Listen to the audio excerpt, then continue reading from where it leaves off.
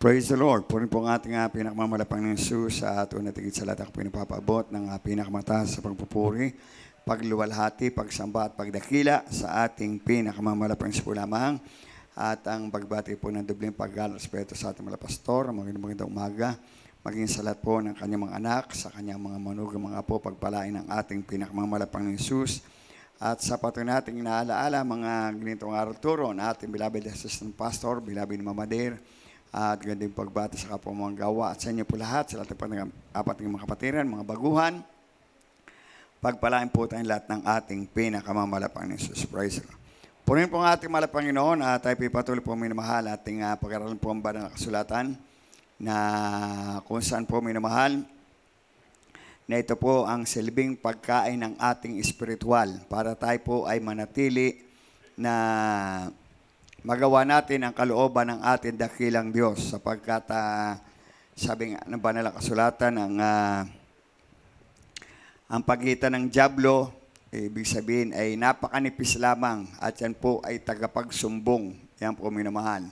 Kaya sa atin po minamahal, ang kanyang sabi nga yung makasanlibutan ay sa kanya na yon. Purihin ang ating mahal Panginoon. Subalit tayong mga Kristiyano, yan ang ginugulo ng dyablo para masira yung ating pananampalataya. Sapagkat ayon ng dyablo, sabi nga ay sila mapunta doon sa impyerno. Gusto niya marami siya makasama. Yan po minamahal. Kaya sa ating po minamahal, ito po yung pag-aaralan po natin ang banal na kasulatan. Sabi nga ang puso ng tao. Yan po minamahal. Sapagkat ang puso ng tao, yan po ay kumakatha ng sarili niyang sabi nga, paniniwala. Yan po minamahal. Subalit kung ating pakikinggan po ang hango sa banal na kasulatan, ang banal na kasulatan na nakasulat dito, sabi nga ay dito ay matuturuan tayo ng ating pinakamamalapang na Jesus. Ang sabi ng Kawikaan, Kapitulo 16, talatang 9, balik sa 7. Praise the Lord.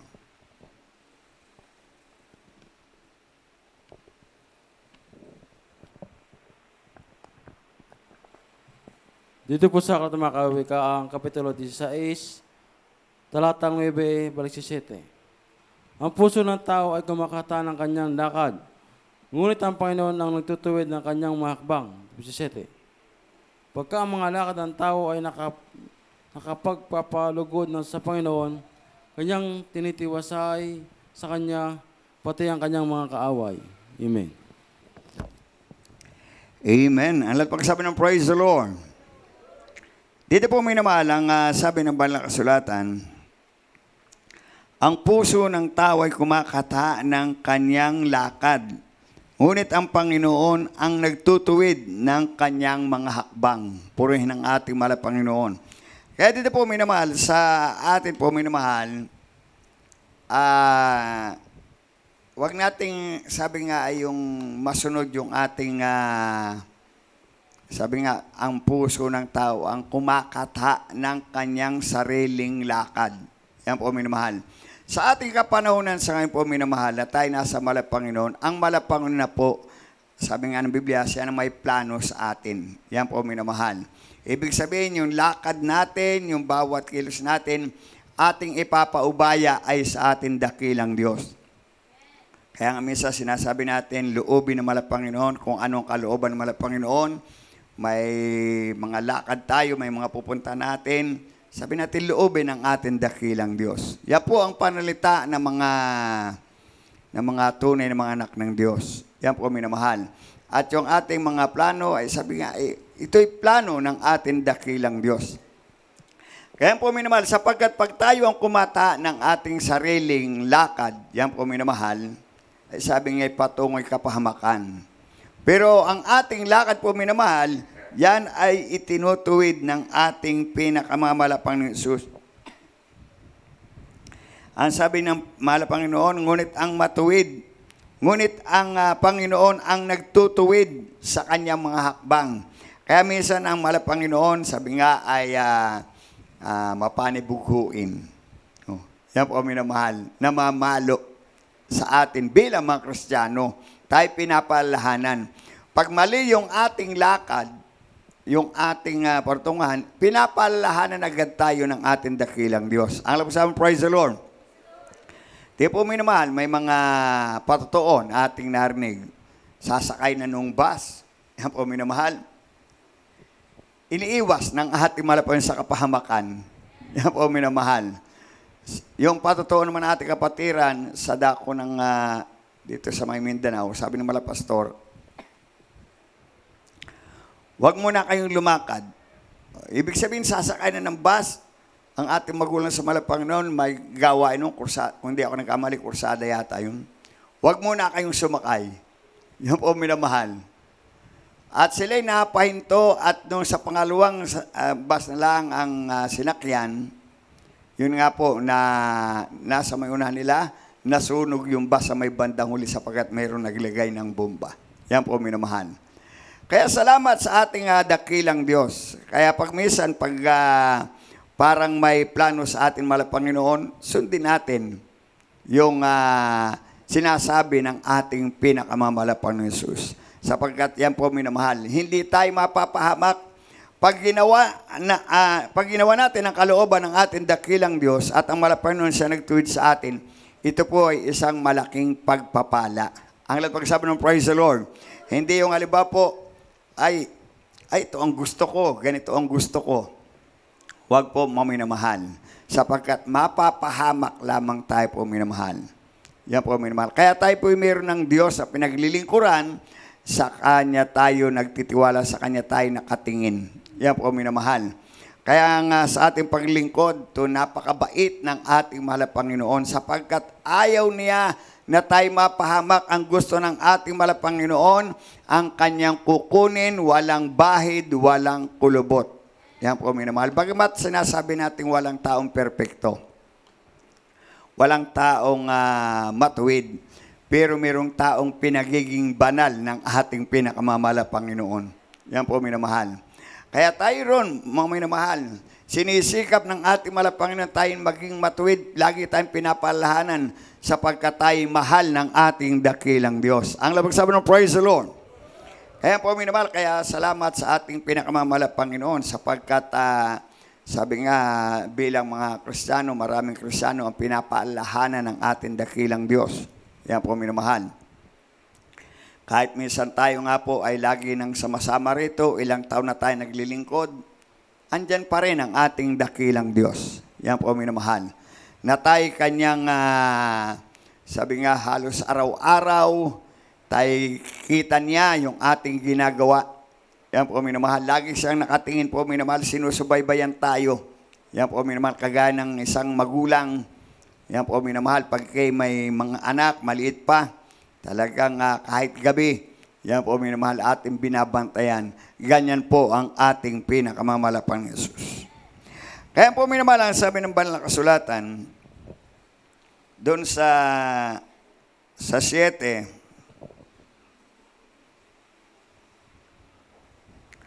pagka ang mga lakad ng tao ay nakapaglulugod sa Panginoon, Kanyang tinitiwasay sa Kanya pati ng Kanyang mga kaaway. Pag ang lakad ng tao ay nakakalugod, pag ating nagagawa ang kalooban ng mahal na Panginoon, tiwasay yung ating buhay. Maayos yung ating buhay. Ang lapasang praise the Lord. Pag sumusunod ka, pero pag hindi ka sumunod po, minamahal, andyan po, sabi nga, ay may kaguluhan. May mga trials, may mga pagsubok na laging nating narinig nga po, minamahal. May mga trials, mga pagsubok. Ay bakit dumarating? Dahil nga po sa hindi nating pagsunod at ang nasunod yung ating puso. Yan po, minamahal. Subalit kung ikay naging mabuti, ay magiging tiwasay yung ating buhay. Purihin ang ating. Alam pag sabi ng praise the Lord. Tipo minamahal, ramdam natin yan bilang mga anak ng Diyos. Pag ikay gumaganap sa kalooban ng mahal na Panginoon, ikaw ay galak na galak sa ating buhay. Parang andyan na po sa araw-araw. Kagaya daw ng mga ibon sa impapawid. Lagi na lang sila'y humuhuni, lumilipad, hindi sila nag-iisip kung anong kakainin. Basta't sila nabubuhay na laging may kagalakan. Alam mo sa praise the Lord. Kaya ganun din tayo bilang sumusunod. Pag ikay sumusunod sa kalooban ng Panginoon, sa araw-araw na pamumuhay mo, andun lagi iyong kagalakan. At iiwas ka ng ating Panginoon sa kapahamakan. Yan po, minamahal. Iiwas ka, hindi ka hahayaan. Sabi nga, kahit lumakad ka sa napaka-hirap o ibig sabihin na mapanganib na lugar, kaya kang ingatan ng ating dakilang Diyos. Pag sumusunod ka sa kalooban ng Panginoon. Pero pag hindi, kahit pa yan ay napakagandang daanan, ako, mapapahamak at mapapahamak ka. Yan po, minamahal. Kaya sa ating po, minamahal, yan ang pagtuturo at pagtutuwid ng ating Panginoon na tayo po ay sa Kanya sumasandig. Purihin ang ating Panginoon. Kaya nga sabi ng ating Panginoon na Kanyang tinitiwasay sa Kanya pati ng Kanyang mga kaaway. Ibig sabihin, iniiwas tayo sa ating mga kaaway. Patuloy tayo ang sabi ng kasulong talata sa Kronika, ikalawang Kronika 16:9.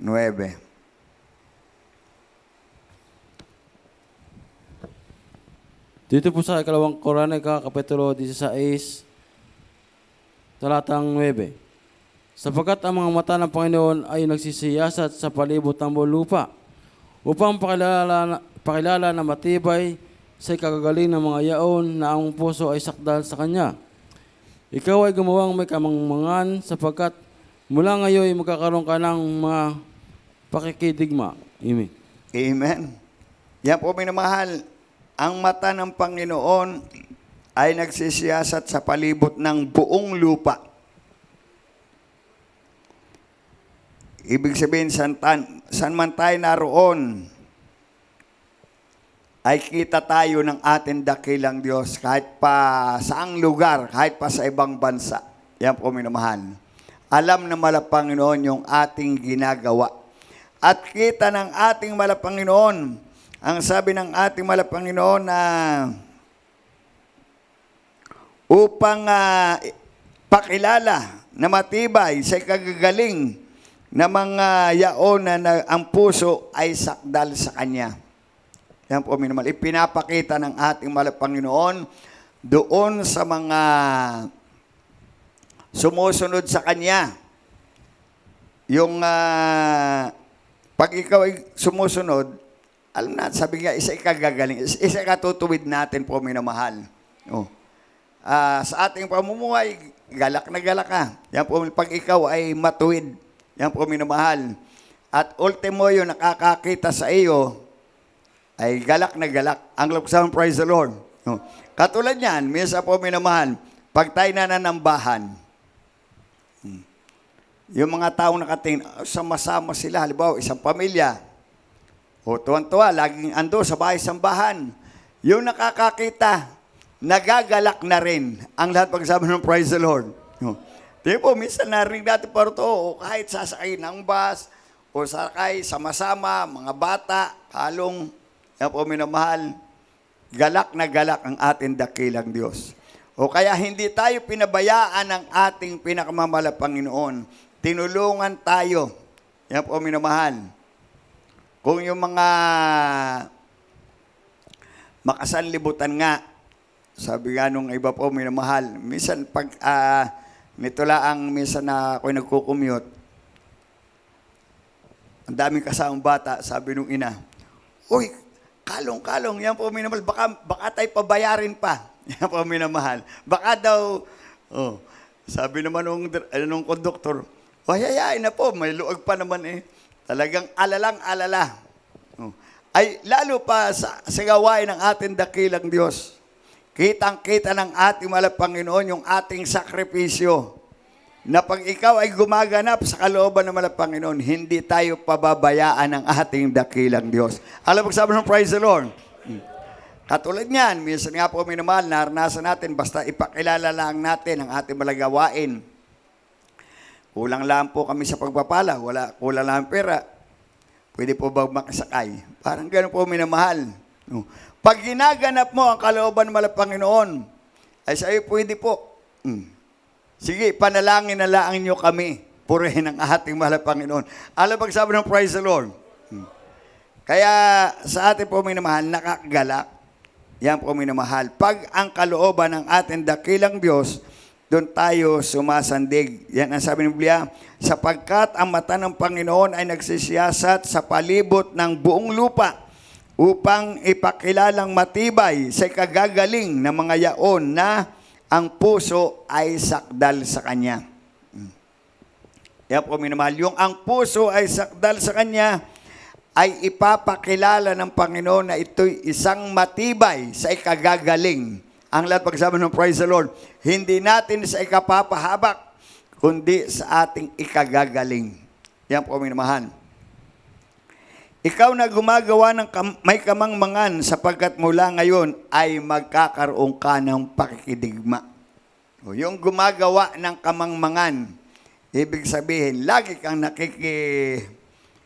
pagbuno sa dyablo. Yan po minamahal. Sapagkat ang dyablo, laging ay talagang hindi laging nakadikit sa iyo. Samantalang sabi ng Biblia, pag ikay umaawit, tuwan-tuwa ang Ama sa langit. Ang dyablo naman ay galit na galit, hindi makalapit. Ang lahat pagsabi ng praise the Lord. Oh. Hindi makalapit dahil pinapapurihan mo ang ating dakilang Diyos. Pag niluluwalhati mo lagi ang ating pinakamamahal na Panginoon, ang dyablo ay galit na galit. Galit nga, hindi naman makalapit. Ang lahat pagsabi ng praise the Lord. Pero pag ikaw gumawa ng kasalanan, tuwang-tuwa naman yung dyablo. Inuudyo kong ka pa na gumawa ng kasalanan. Sapagkat pag ikay gumawa ng kasalanan, sabi nga, pinapahintulot ng mahal na Panginoon sabi ng Biblia, ang dyablo panhikmanaog. O sasabihin,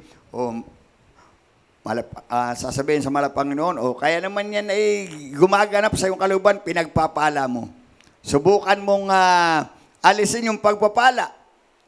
Kung yan ay makapagpapasalamat pa sa iyo. Yan po minamahal. Kaya minsan ang dyablo ang nangungulit para hindi tayo bigyan ng pagpapala. Pero pag naman tayo tunay na tapat, walang imposible. Kahit anong bulong ng dyablo na ikaw ay sirain, na ikaw ay panghinain, ay lalo ka naman po minamahal. Sabi nga ay pagpalain ng ating dakilang Diyos. Ang labag sabi ng praise the Lord, sapagkat minsan kahit pa tayo gaano nakita natin, minsan sabi nga yung iba halos maedad na, yan po minamahal, pag gumagawa sa kalooban ng mahal na Panginoon, patuloy at patuloy binibigyan ng kalakasan ng ating dakilang Diyos. Meron namang bata pa, hinang-hina na. Yan po minamahal. Dahil nga po, lagi na lamang paulit-ulit na nagkakasala. Kaya po minamahal. Lagi nakikipagdigma. Yan ang sabi ng Biblia. Pero kung ikaw po gaganap sa kalooban ng ating dakilang Diyos, magiging tiwasay ang ating buhay. Purihin ang ating mahal na Panginoon. Patuloy tayo po ang sabi ng 15:6 ng Jeremiah.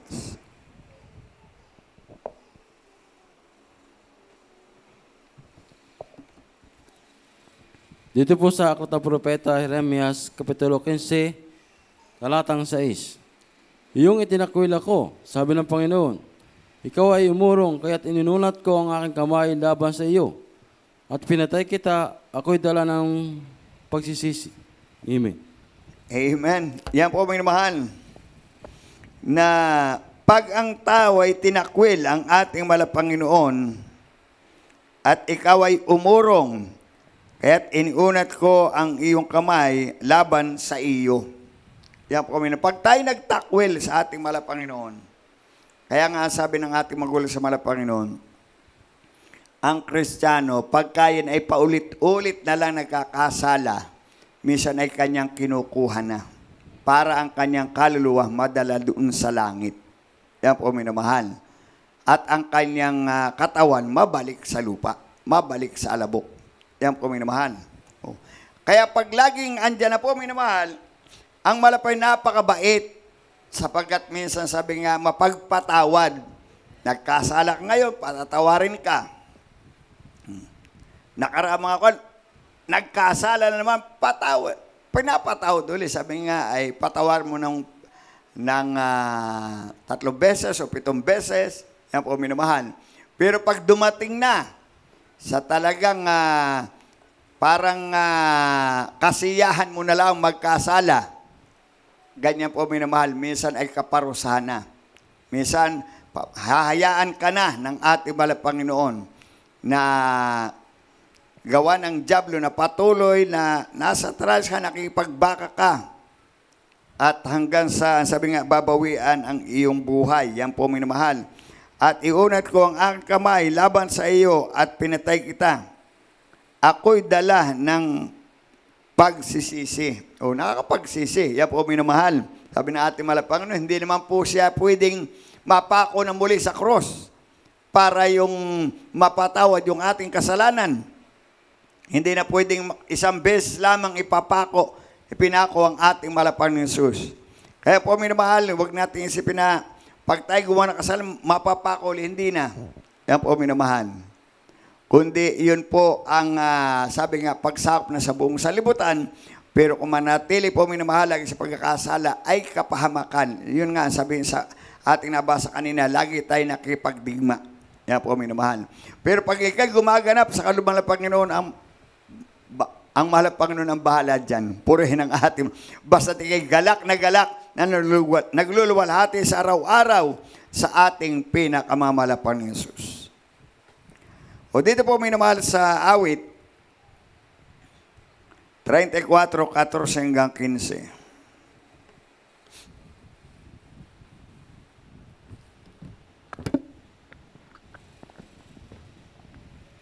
Dito po sa mga awit, Kapitulo 34, talatang 14 hanggang 15. Dito po sa 14.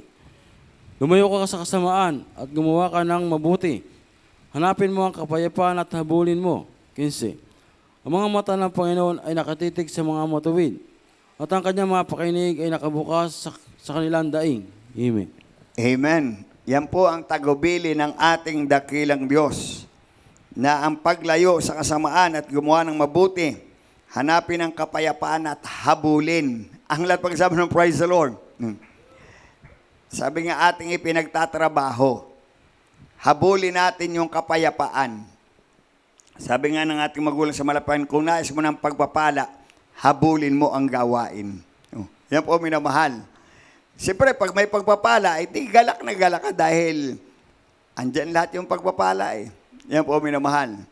Ganon din ang sabi ng Biblia, na lumayo ka sa kasamaan at gumawa ka ng mabuti at hanapin mo ang kapayapaan at habulin mo. Ang lahat pagsabi ng praise the Lord. Huwag mong hayaang makalayo yung kagalakan. Yung kagalakan, yung kapayapaan ay sa pamagitan ng ating paglilingkod. Huwag nating kalimutan ang pagkakatipo ng mga banal, sapagkat doon tayo magkakaroon ng kagalakan. Pag lagi natin kasama yung mga Kristiyano, ito'y isang pagpapala. Sinubukan natin laging andyan na yung makasanlibutan na kaibigan natin, yan po minamahal. Sabi nga, maging iba kayo sa pamagitan ng inyong pagbabago ng inyong kaisipan. Yan po minamahal. Kaya sa pamagitan noon, pag nakita nung ating mga labos, mga mahal sa buhay, ay talagang ay kakaiba, o sila'y susunod na rin. Pero hindi tayo susunod sa kanila, kundi tayo susunod ay sa ating pinakamamalapan ni Jesus. Ang mga mata ng Panginoon ay nakatitig sa mga matuwid at ang kanyang mga pakinig ay nakabukas sa kanilang daing.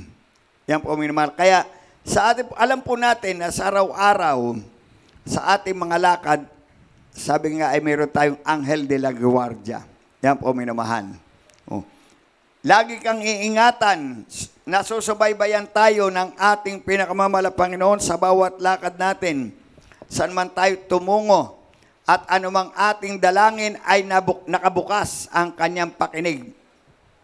Kaya pag tayo, sabi nga ng ating beloved Mama Der, nakagalak sapagkat yung mga naiwang turo ng ating magulang sa mahal na Panginoon, sabi nga ni Mama Der sa kanyang turo, ay pagka ang Kristiyano ay may pagsubok, may trials, talagang masarap manalangin. Ang lahat pagsabi ng praise the Lord. Dahil talaga nanalangin at talagang nakaluhod, nakataas ang kamay. Wala Panginoon, wala akong pagpapala. Parang andun sa karamdaman, andun sa problema. Kaya dumadalangin. Pero pagka wala, ay thank you Lord. Purihin ang ating mahal na Panginoon. Kaya po minamahal. Kaya nga sabi ng banal na kasulatan, gumawa ka at habulin mo ang kapayapaan. Yan po minamahal. Kaya yung paghabol po minamahal ay di natili tayo na nagluluwalhati lagi sa araw-araw sa ating pinakamamalapan. Ang ating minimiti lagi ay yung maluwalhati siya. Yan po minamahal. Sa anumang ating kalagayan ay maging kalugod-lugod sa harapan ng ating dakilang Diyos. At doon po galak na galak ang ating malapanginoon. At alam po natin, pagkikimatuwid, pagdalangin mo sa ating malapanginoon na nakabukas yung kanyang mga tainga sa ating mga daing. Kaya po minamahal, kaya kung ikay minsan ay andun yung kahinaan, sabi nga ay parang may kulang sa buhay mo, ay dadalangin natin sa ating pinakamamalapan para meron tayong kahustuhan. Purihin ng ating malapanginoon. Sa ating uling talata, sa Kawikaan na 14:14, bago tayo umawit sa ating pinakamamalapan ng Jesus.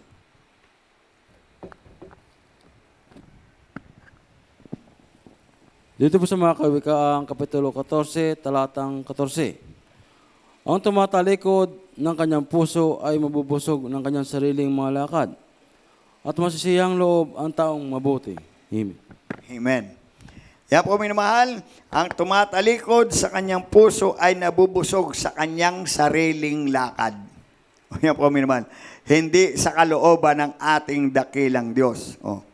Ibig sabihin, pag ikay tumalikod, ang nasusunod na yung sarili mo. Pero hanggang doon lang. Subalit yung proteksyon ng malapay ay wala. Yan po minamahal. Busog na busog ka sa iyong sariling lakad. Pero yung kagalakan mo, yung peace of mind ay nawawala. Yan po minamahal. Kung saan po wala yung kagalakan. Samantalang ang sabi ng ating malapanginoon, at masisiyahan ang loob ng taong mabuti. Yan po minamahal. Ibig sabihin, pag ikay gumaganap sa kalooban ng Panginoon, may kagalakan ka sa iyong puso. Pero pagka hindi ka sumusunod, galak na galak alaang sa iyong sariling lakad. Yung sariling lakad, natutuwa ka. Pero yung kagalakan mo sa iyong puso, nawawala. Minsan sabi nga nung iba, hindi ko naman gustong gawin yun. Bakit ko nagagawa? Dahil pinapabayaan mo na samahan ka ng dyablo. Yan po minamahal. Hinahayaan mong ang dyablo ang manguna sa iyo. So, balit kung ang Panginoon ang sa magpala sa iyo, pangunahan tayo ng ating dakilang Diyos, magkakaroon tayo ng kagalakan sa ating puso. Kaya po minamahal, patuloy lang natin luwalhati ng ating dakilang Diyos. Huwag masunod yung ating mga puso na minsan tayo mailalayo. Kung yan po sa ating puso ay yung may katapatang paglilingkod, ay doon tayo po minamahal. Pero yung pag mawawalay tayo, ay huwag natin yung ating sundin. Ang ating gawin po ay yung habulin natin ang kapayapaan, habulin natin ang kagalakan, yan po ay nasa ating dakilang Diyos. Tayo po umawit sa ating pinakamamalapan ng Jesus. Hallelujah.